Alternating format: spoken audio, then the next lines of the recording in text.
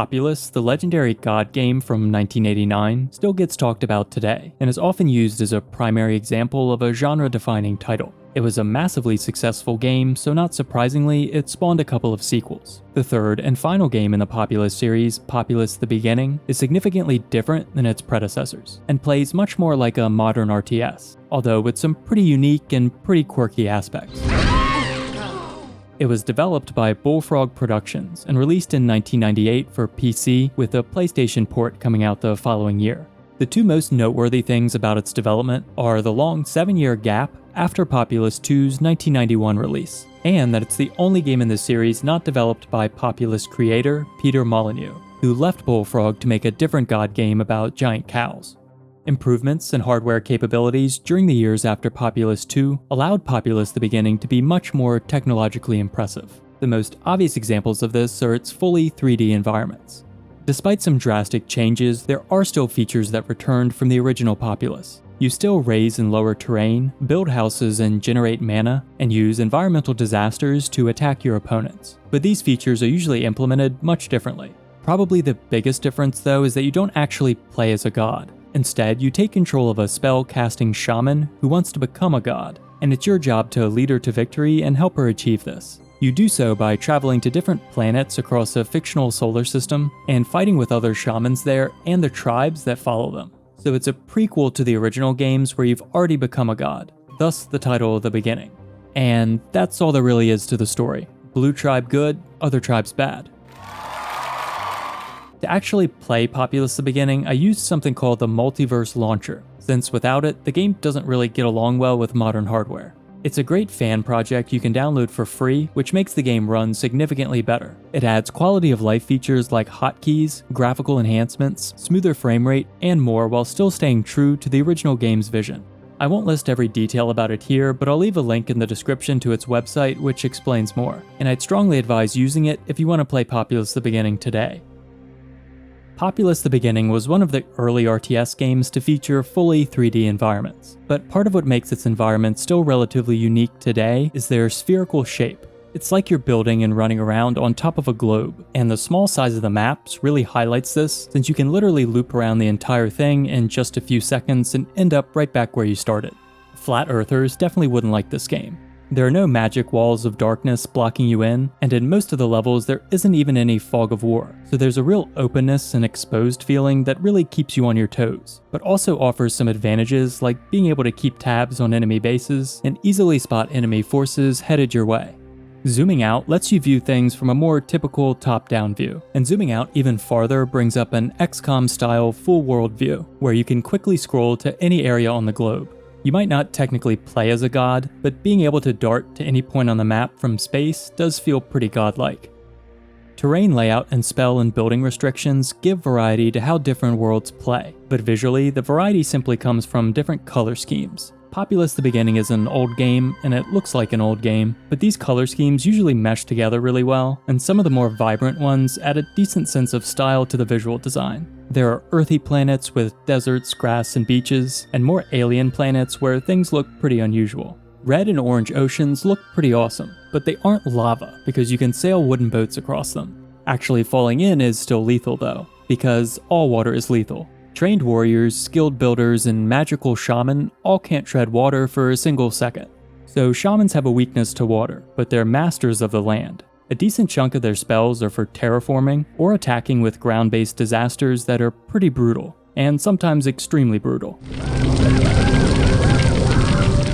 Even with the low fidelity, the visual and sound effects for some of these spells really pack a punch. Manipulating the land beneath buildings to blast them apart or sink them into the ocean, and decimating an enemy's base by unleashing earthquakes or a volcano has a striking intensity to it that really reflects the magnitude of what you're doing. Sky-based spells like lightning, tornadoes, and firestorms are pretty intense too.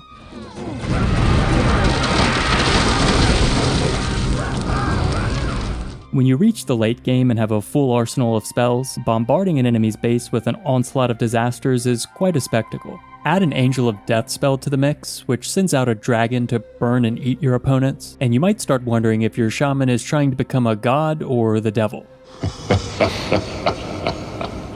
The sprites are 2D, and it does look a little jarring watching them run around 3D environments and ride around in 3D vehicles. They do have some exaggerated animations and sound effects that are pretty hilarious though. You can fling them up in the air with spells and watch them bounce around. Other spells send them running around and waving their arms and screaming like maniacs. They'll do a goofy little victory dance after you finish a level, and I have to mention the Armageddon spell. This puts every unit on the map into a giant last man standing free-for-all, and lets you sit back and watch the chaos as they beat the hell out of each other. It's easily the funniest and definitely my favorite spell in the game.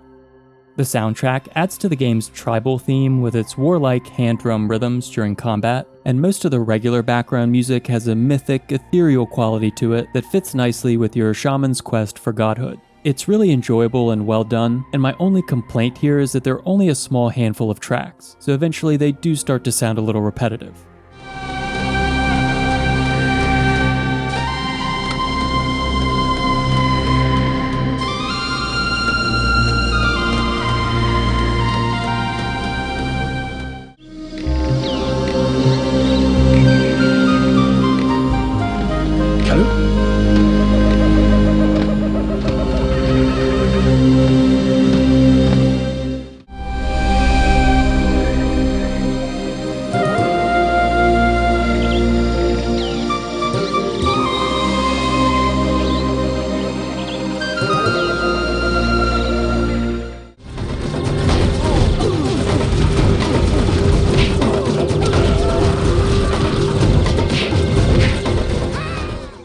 At a quick glance, someone could think that Populous: The Beginning has pretty typical RTS gameplay. You chop wood and build houses for basic units who are called Braves, add a few guard towers for defense, and training facilities to raise an army which you can send into battle against enemy forces. But since I've already talked about shamans and shown some of their spells, you already know that this isn't the case. The RTS elements are basic and shallow if you compare them to something like Age of Empires or StarCraft. There are only a handful of structures you can build, and 4 types of combat units: basic warriors, spies, priests who can convert enemies to your side, and fire warriors who are ranged attackers. There's also only a couple of defensive structures, neither of which are very useful, unless you put your shaman in a guard tower since elevation increases spell range. But none of this is a huge detriment to the game because everything is focused around your shaman, and enemy shamans. You can build up a big army and march to an enemy's base, only for them to get blasted into orbit by a couple of well-placed spells. Same thing with your base. An enemy shaman can roll up and tear through buildings like a knife through butter.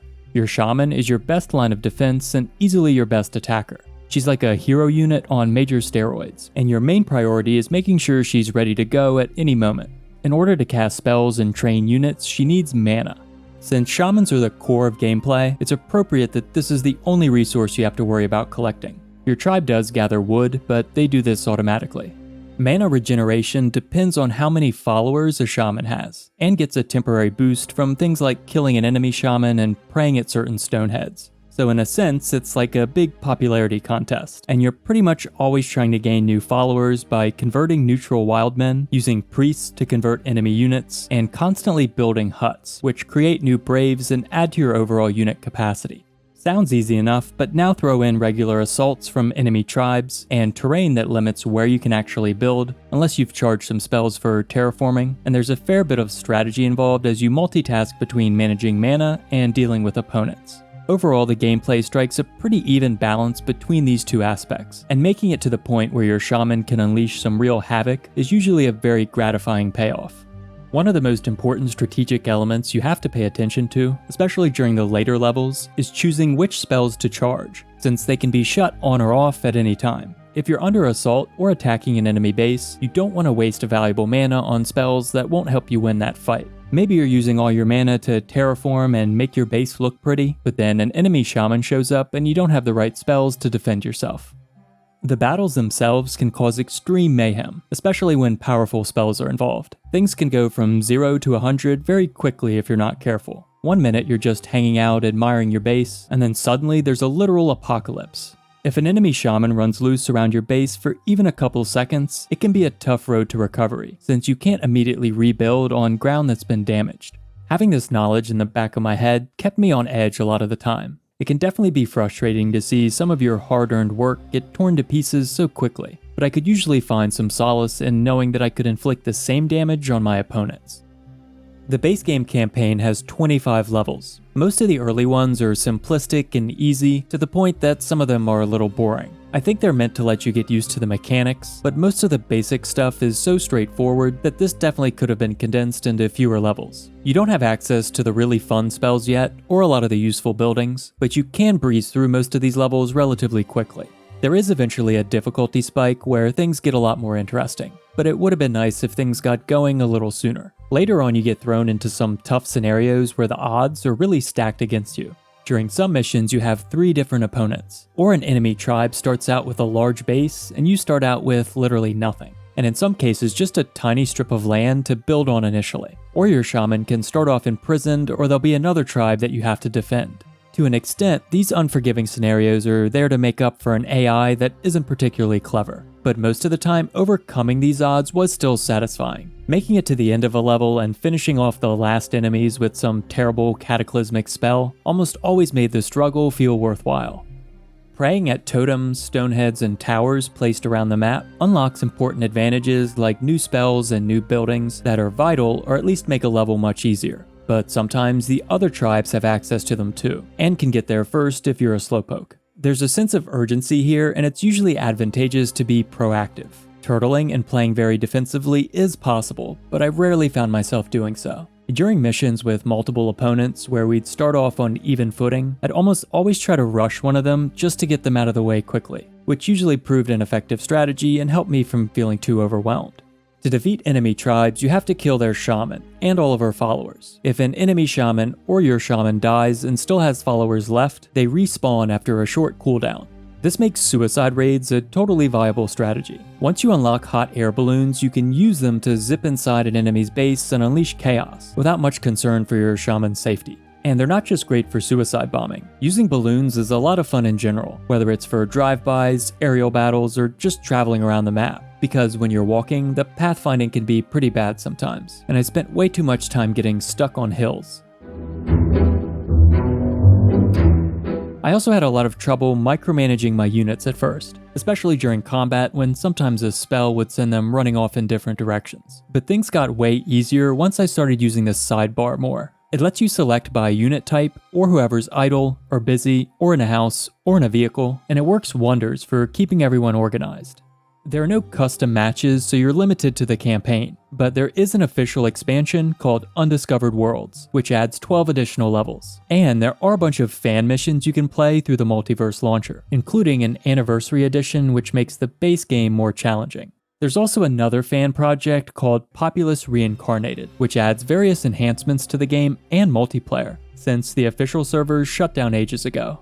So there's a lot there to keep you busy. The work fans have put in to keep this game alive is very impressive, and it's definitely thanks to them that we get to enjoy it in such an ideal way today. Despite the unofficial support it's received over the years, and the fact that it was part of a well-known series, Populous: The Beginning was not a huge commercial success. Bullfrog shut down just a couple of years after its release, and during the more than 2 decades that have passed since then, the only Populous game released was a DS port of the original back in 2008. The Beginning might not have been the kind of groundbreaking experience that the original Populous was, but even with those massive shoes to fill, it still managed to be creative and unique, with a memorable presentation and fun gameplay that's a little more high-octane than what a lot of other strategy games offer. If you're an RTS fan and you're looking for something less typical and offbeat, or if you just want to know what it feels like to unleash godlike amounts of destruction, then Populous: The Beginning is definitely worth a try.